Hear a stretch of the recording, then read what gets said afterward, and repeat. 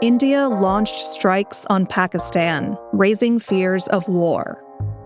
That's where we're starting the 7 from the Washington Post. I'm Hannah Jewell. It's Wednesday, May 7th. Let's get you caught up with today's 7 stories. India's military said early this morning that it had launched strikes on its neighbor, Pakistan. India said it was in retaliation for a militant attack last month in Indian-administered Kashmir.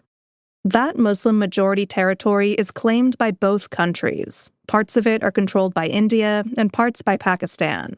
It has been the subject of decades of tension. Officials in Pakistan said 8 people were killed, including a child and 2 teenagers, and 35 people were injured. It's the first direct conflict between the countries in 6 years, and it's the most significant clash since they fought a war in 1971. Pakistan has vowed to retaliate. Its defense minister, Khawaja Mohammad Asif, spoke to Bloomberg News this morning. This has been initiated by India. If India is ready to back down, they have taken the initiative. We have just responded. We have been saying all along in the last fortnight that we'll never initiate anything hostile towards India. But if we are attacked, we'll respond. The strikes have raised fears of war between the 2 nuclear-armed nations. Number 2.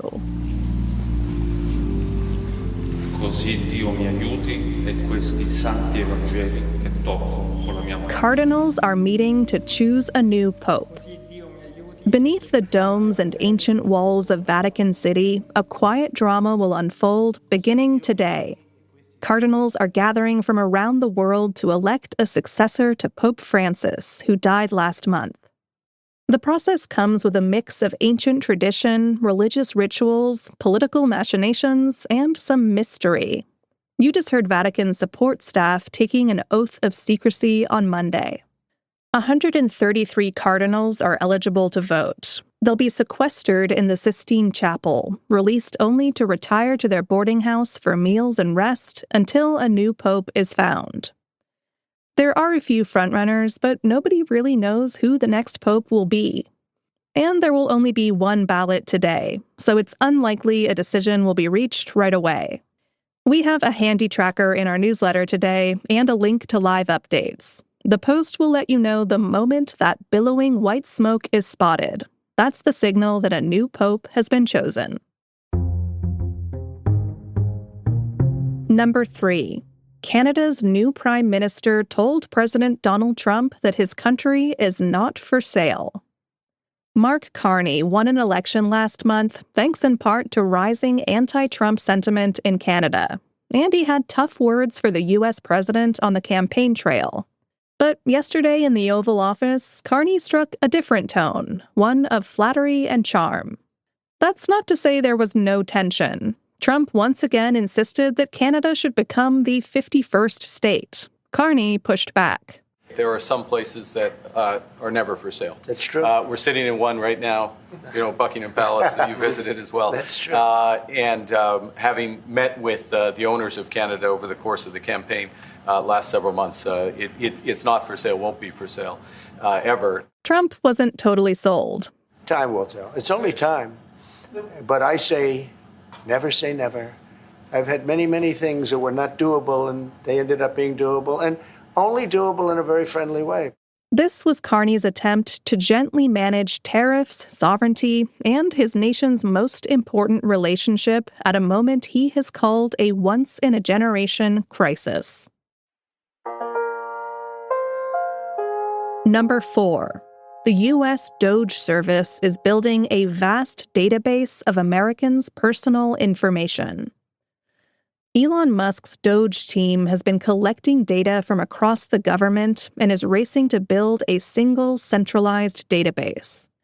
It will contain vast troves of personal information about millions of U.S. citizens and residents.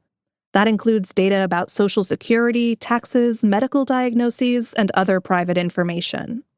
This is according to multiple federal employees and a former DOGE staffer. They spoke on the condition of anonymity for fear of reprisals. The effort is intended to advance key Trump priorities. That includes finding and deporting undocumented immigrants and cutting government payments. And DOGE has sometimes removed protections around sensitive information. All of this is raising serious security concerns. Experts say it ramps up the risk of exposing data to hackers and other adversaries. The Supreme Court allowed President Trump to ban transgender troops while a case continues. That's our fifth story. Yesterday, the court's conservative majority lifted a lower court ruling that had blocked the president's executive order while litigation over the policy proceeds. LGBTQ advocates say the Trump administration's purge of transgender troops is unconstitutional, and they say it will hurt national security and waste resources. There are around 4,000 transgender service members, according to an official. Transgender troops were first allowed to serve openly in 2016.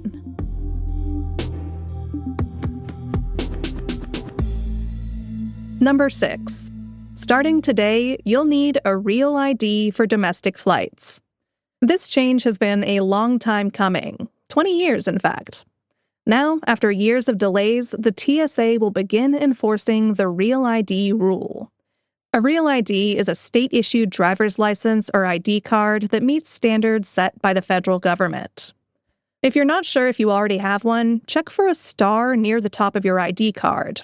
If you don't see a star and you're supposed to be flying soon, you can use a passport or certain other kinds of identification.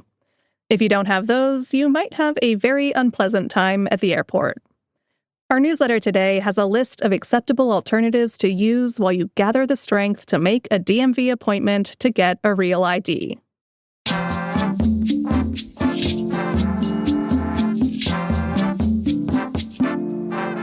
And at number 7, one man's obsession with snake bites could lead to a life-saving breakthrough. Tim Fried is a former construction and factory worker from Wisconsin, and he has let himself be bitten by venomous snakes more than 200 times. He's also injected himself with venom hundreds of times over 18 years. This unusual and terrifying hobby has caused him to develop a remarkable tolerance to venom. And that could be a very good thing for the world. Tens of thousands of people die of snake bites every year. But in a study published this month, an antivenom derived from Fried's antibodies fully or partially neutralized the venom of 19 of the world's deadliest snakes. So shout out to Tim Fried. But please, everybody, don't try this at home. We don't want to lose any listeners. All right, you're all caught up. For your next listen, check out the most recent episode of Post Reports. It dives deeper into the highly secretive process of picking a new pope. And our reporters will tell you what the movie Conclave gets right and wrong about how it all works. I'm Hannah Jewell. I'll meet you back here tomorrow.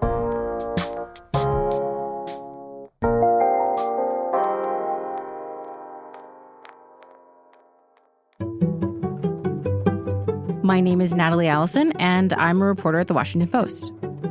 I cover the White House. I've covered Donald Trump for the last several years on the campaign trail, and now I'm reporting on him back in power. I am talking to his advisors and his staff and trying to get answers on not only what they're doing, but why they're doing it, the strategy behind it, and who is involved in making the decisions.